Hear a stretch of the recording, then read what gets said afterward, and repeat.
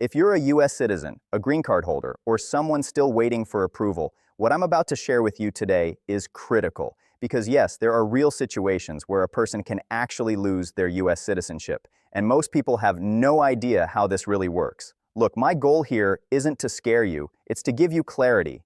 When you understand the rules, you feel prepared, confident, and in control of your journey. I'm Michael, and I want to thank you for trusting me to walk with you through these crucial immigration updates. Every single day, policies shift, processing times change, new announcements drop, and there are small details that can sometimes make a massive difference. In today's episode, we're diving into the truth behind losing citizenship, how it actually happens, who it affects, and what it really means. We'll also look at key immigration updates that may impact applicants, families, workers, and students around the world. Now, before we go any further, let me be clear. This is not legal advice. I'm not a government official, and I'm not an attorney.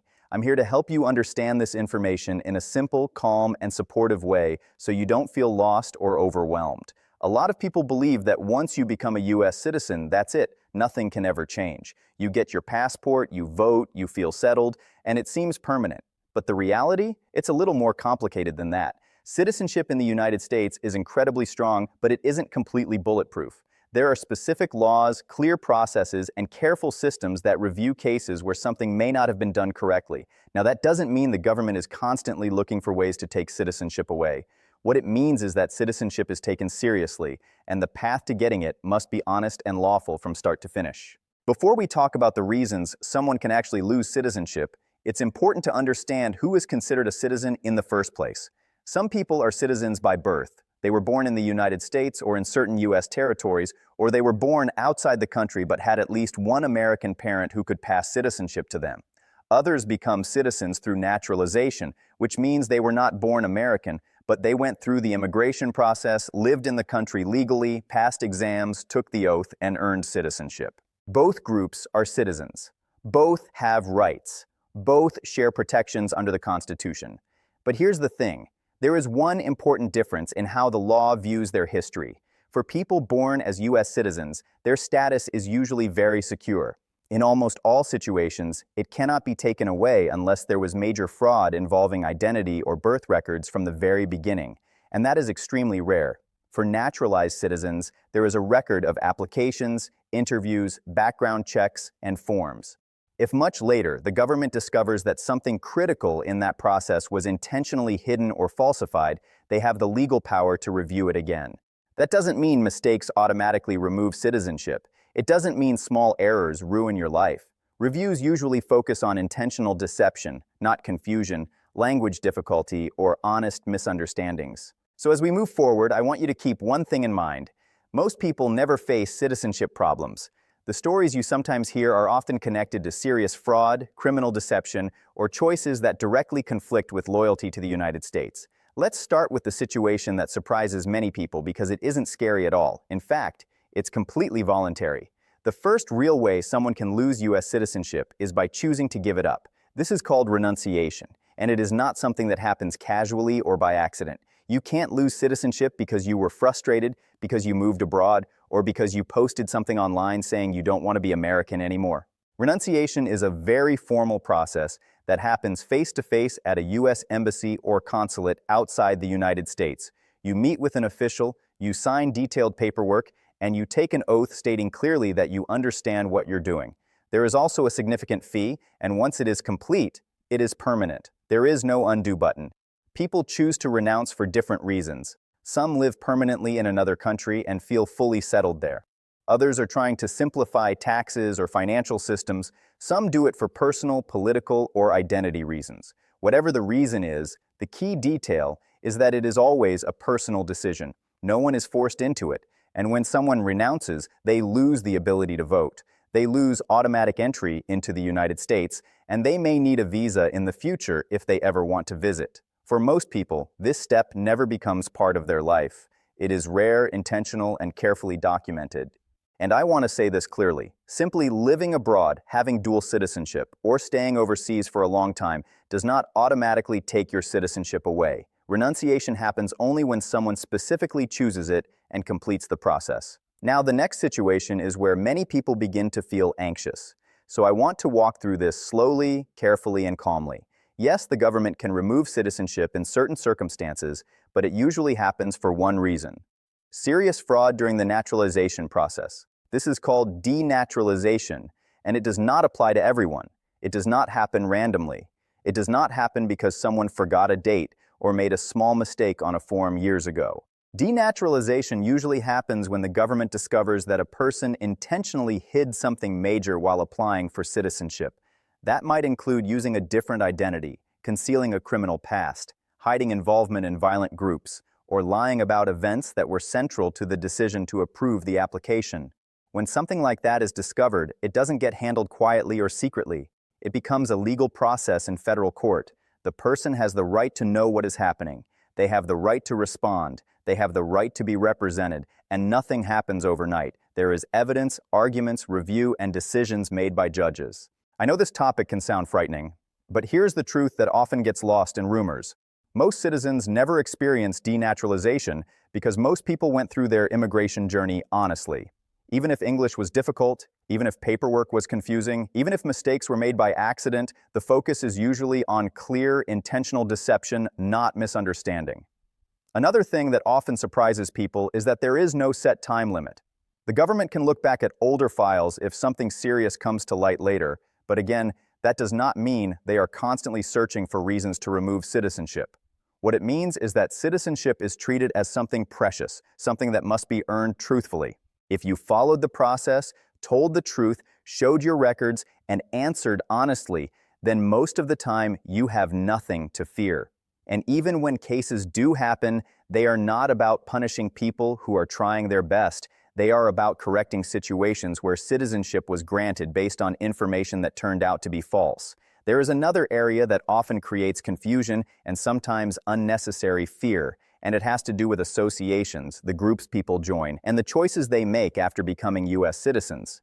In very specific cases, citizenship can be questioned when someone becomes involved with organizations that are openly hostile to the United States or that support violence against the government. This isn't about opinions, disagreements, or expressing criticism. It isn't about peaceful activism, religion, culture, or belonging to community organizations.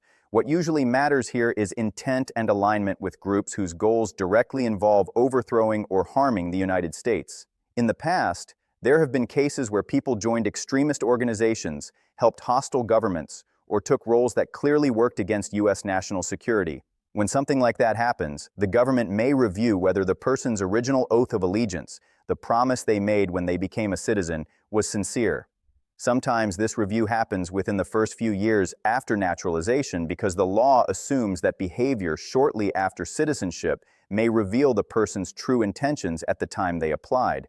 But I want to slow down here and emphasize something very important. This does not apply to most people. Living abroad does not cause this. Visiting another country does not cause this. Having strong cultural, family, or emotional ties to your homeland does not cause this. Even holding firm political views does not automatically place someone at risk. These situations usually involve extreme circumstances, and they are reviewed carefully, slowly, and through the legal system, not through rumors, assumptions, or social media posts. If you came to the United States, worked hard, followed the law, took the oath with sincerity, and built your life honestly, then you are not the type of person these laws are meant to target.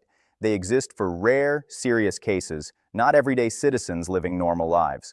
So if you ever hear dramatic headlines or exaggerated stories, take a breath. Ask whether the situation involved violence, deception, or direct harm to the United States. In most cases, the answer explains why it happened. Now let's talk about something much more common and sometimes misunderstood: dual citizenship. Millions of Americans hold two passports today. Many were born in one country and later naturalized in the United States. Others were born in America to parents from somewhere else, and they inherited citizenship from both nations. For the most part, the United States allows dual citizenship, and it does not automatically place anyone at risk. You can visit your family, maintain your cultural roots, travel back and forth, and even feel connected to both countries at the same time.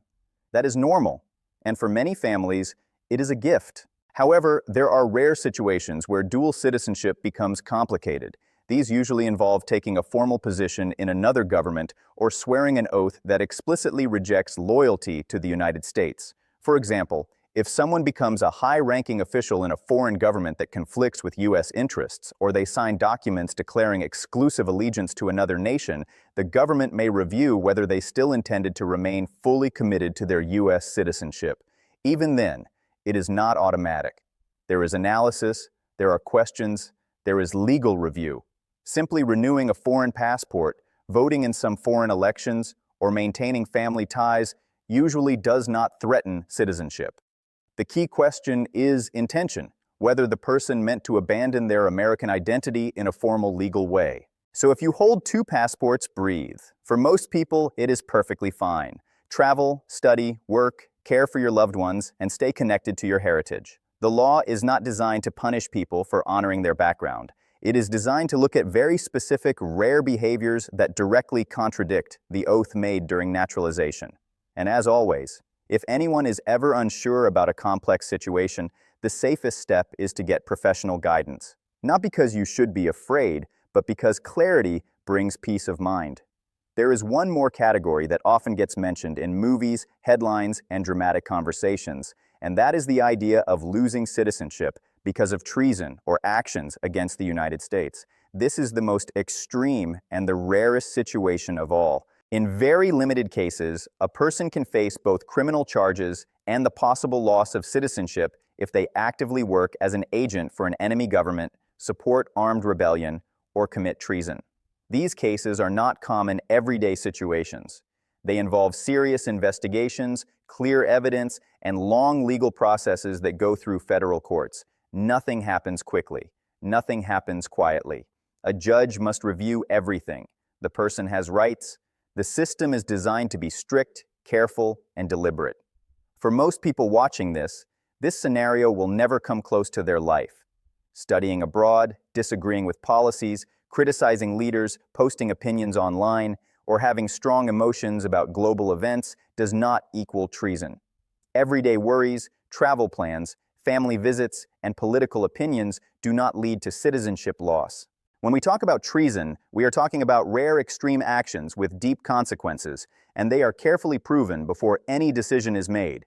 I share this not to alarm you, but to remind you that most citizens live their entire lives without ever hearing the word treason applied to anything around them.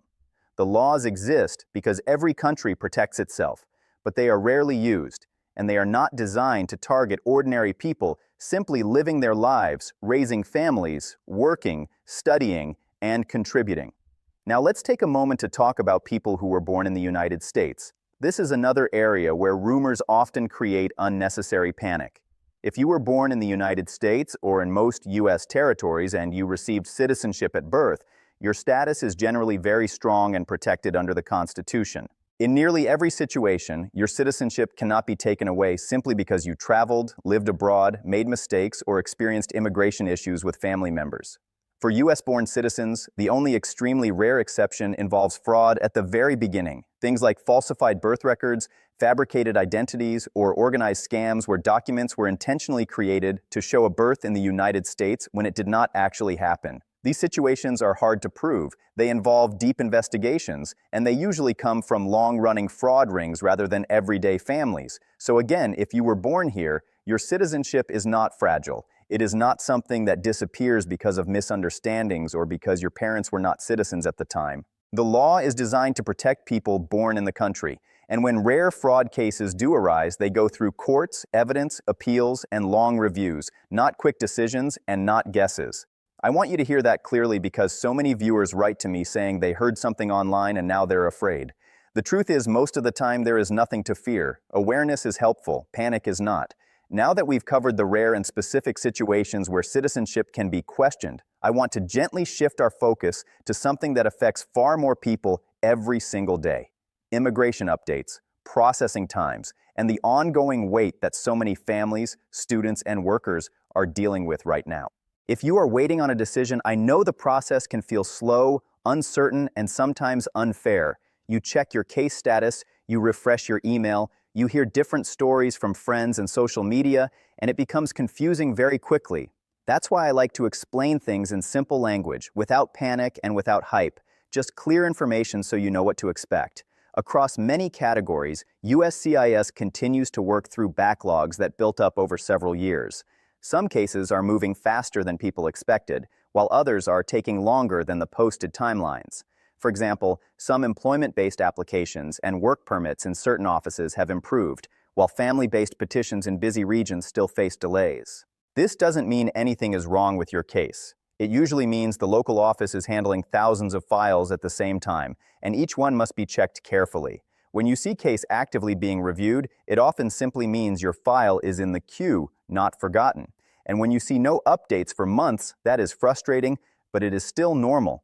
The best thing you can do is continue keeping your documents organized, watch your online account, and respond quickly if USCIS ever asks for more evidence. You don't need to refresh your status every hour. You don't need to compare your case to everyone else's. Each timeline is slightly different, and silence does not automatically mean bad news. Another important area many people ask about involves visas. Students, workers, visitors, and families hoping to travel. Let's start with work visas. Categories like H-1B, L-1, and related dependents remain highly requested, and when demand is high, processing sometimes feels slow.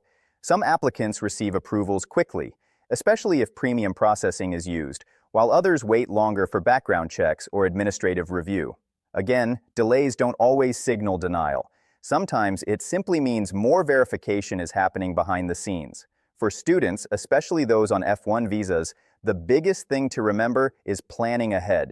Schools, embassies, and USCIS all operate on timelines that must align. Maintaining full-time enrollment, following your program rules, and staying in touch with your school's international office are some of the simplest ways to avoid unnecessary problems. And for visitors on B1 or B2 visas, officers are mainly looking for clarity, clear travel plans, proof you intend to return home, and honesty about why you are visiting. There is no perfect script. There is only being truthful, prepared, and calm.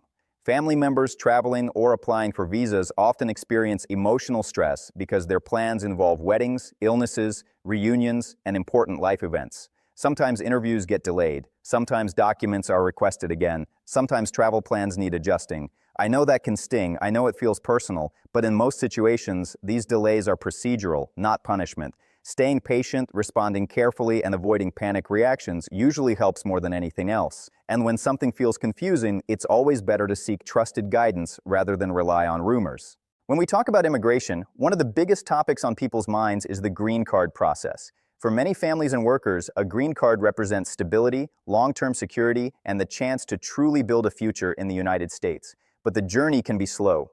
Processing times depend on the category, the country of origin, and the local office handling the case. Some people receive interview notices faster than expected, while others wait much longer than they imagined. Neither experience is unusual. In family-based categories, especially for spouses and immediate relatives, processing has improved in some locations, while other field offices still have noticeable backlogs. Employment-based categories continue to shift as visa numbers open and close during the year. Sometimes priority dates move forward, sometimes they pause, sometimes they even move backward. And when that happens, people feel discouraged. But this movement is part of how the system balances demand, and it doesn't mean your dream has disappeared. It simply means the timeline has changed. Interviews are another part of this journey that can create anxiety. Many viewers write to me and say, "Michael, I'm scared. What if I say something wrong? What if I forget a detail?" Listen, interviews are not designed to trap people. They exist to confirm information and make sure records match. Officers usually ask about your relationship, your work, your address, your history, and basic life details. Honesty is always the safest path. If you don't remember something exactly, it is better to explain that calmly than to guess or make something up. And if USCIS needs more documents, they will usually request them officially. That step can feel frustrating, but it is normal. It doesn't automatically mean denial. It often simply means they need clearer proof before making a final decision. Keeping copies, staying organized, and approaching each step with patience helps more than anything else. Travel is another area where people worry, especially if they have pending cases. Before traveling, it is important to understand what type of status you have and whether you are allowed to leave and return. Many people traveling on advance parole or with certain pending applications need to follow instructions carefully. Carry your documents. Allow extra time at airports. Be prepared to answer simple questions at the border. Officers are looking for clarity, not perfection.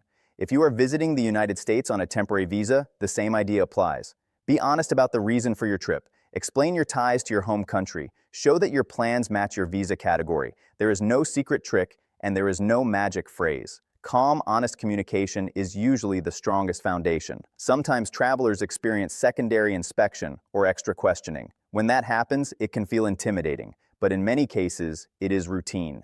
Officers may need to verify something in the system, confirm identity, or review previous travel records.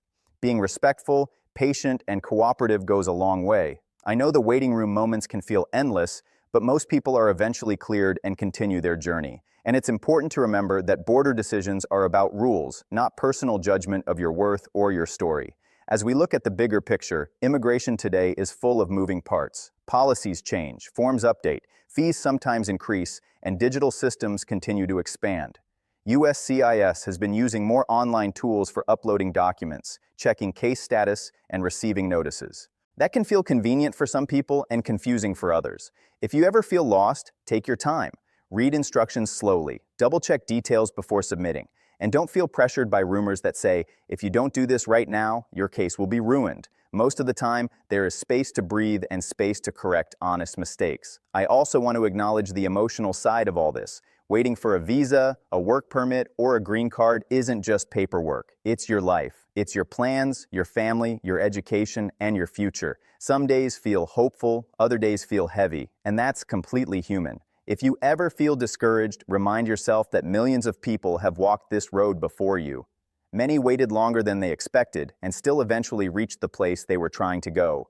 Staying informed doesn't remove all stress, but it does help you feel more grounded and prepared. As we bring everything together, I want to return to the main truth behind today's topic. U.S. citizenship is powerful, meaningful, and deeply protective, but it also carries responsibilities and legal structures that exist for a reason. The title of this video may sound serious, and yes, there are real situations where someone can lose their citizenship. But as we've seen, those situations are rare, very specific, and almost always connected to clear intent, fraud, or choices that directly conflict with the promise someone made when they became a citizen. For most people, people who followed the rules, told the truth, and built their life honestly, citizenship is secure. Awareness is important, but fear is not necessary. At the same time, the immigration process, whether it involves visas, green cards, travel, or naturalization, can be long, detailed, and sometimes confusing. Processing times shift, rules sometimes change, interviews get delayed, notices arrive when you least expect them, and through all of that, you may feel worried about making mistakes. I want you to hear this clearly. Confusion is normal, questions are normal. Feeling impatient, frustrated, or tired is normal. What matters most is staying informed, staying truthful, and staying patient with yourself. Whenever we talk about immigration systems, it can be easy to think of everything as paperwork and regulations. But behind every case number, there is a real human being. There is a student trying to build a future, a parent fighting for family unity, a worker contributing skills, a spouse waiting to live under the same roof again. And there are citizens, both naturalized and born here, who sometimes feel unsure about what the laws actually mean. If you are one of them, remember that learning is power. Understanding how things work gives you clarity, and clarity helps you make calm, thoughtful decisions. Throughout today's update, I've shared information, not legal advice and not predictions, because immigration journeys are personal and unique. If you ever face a complicated situation, getting professional help can bring reassurance. And if everything is going smoothly, staying informed helps you remain confident and prepared. Whether you are at the beginning of your immigration path or already living as a U.S. citizen, your story matters and you deserve truthful, respectful information. So here's the gentle takeaway I hope you leave with today. U.S. citizenship is not something that disappears easily. It is strong, it is protected, it is honored, and while rare exceptions exist, they are handled carefully and through long legal processes, not rumors and not fear. At the same time, visas, green cards, and immigration procedures require patience, organization, and awareness. And even when the road feels slow, many people do eventually reach the outcome they hoped for. If today's update helped you feel more informed or more calm, I'm truly glad. Immigration journeys can be stressful, but staying aware step by step helps you stay prepared. If you'd like to receive more daily updates about U.S. immigration, visas, citizenship, and travel, you're welcome to stay connected here at Michael Visa Guide. And if you have a question or experience to share, feel free to leave it in the comments. Your story may comfort or guide someone else who is watching and feeling the same worries you once felt. Thank you for spending this time with me today. I'm Michael, and I appreciate your trust and your presence. Take care. Stay hopeful.